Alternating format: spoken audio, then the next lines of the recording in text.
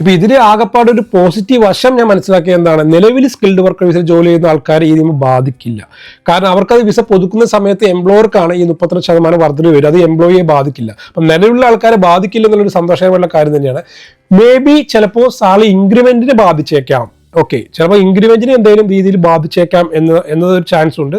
അല്ലാതെ വേറെ രീതിയിൽ ജോലി നഷ്ടപ്പെടുക അത്തരം കാര്യങ്ങൾക്കൊന്നും സാധ്യതയില്ല. പിന്നെ 2026 ജനുവരി 8 മുതൽ ഇംഗ്ലീഷിൽ ഞാൻ നേരത്തെ പറഞ്ഞ ഇംഗ്ലീഷ് ഭാഷാ പ്രാവീണ്യം B1 എന്നുള്ളത് B2 ആക്കി ഉയർത്തും എന്ന് പറയുന്നുണ്ട്. പിന്നെ UK ഈ വിസ സിസ്റ്റം കൂടുതൽ പൂർണ്ണമായിട്ടും ഡിജിറ്റൽ ആക്കാൻ വേണ്ടി പോവുകയാണ്. അങ്ങനത്തെ കാര്യങ്ങളൊക്കെയാണ് കഴിഞ്ഞ ദിവസം ഗവൺമെന്റ് പ്രഖ്യാപിച്ചിട്ടുള്ളത്. അതേപോലെ തന്നെ കഴിഞ്ഞ ദിവസം ഞാൻ വീഡിയോ ചെയ്തിട്ടുണ്ടായിരുന്നു, PSW പീരീഡ് പൂർണ്ണമായിട്ടും 1.5 വർഷത്തോട് കുറയ്ക്കുക, 18 മാസമായി കുറയ്ക്കുകയാണ്. അതൊക്കെ വളരെ സങ്കടകരമായിട്ടുള്ള ഒരു കാര്യം തന്നെയാണ്. 2027 ജനുവരി തൊട്ടിട്ടാണ് നിലവിൽ വരുന്നതും.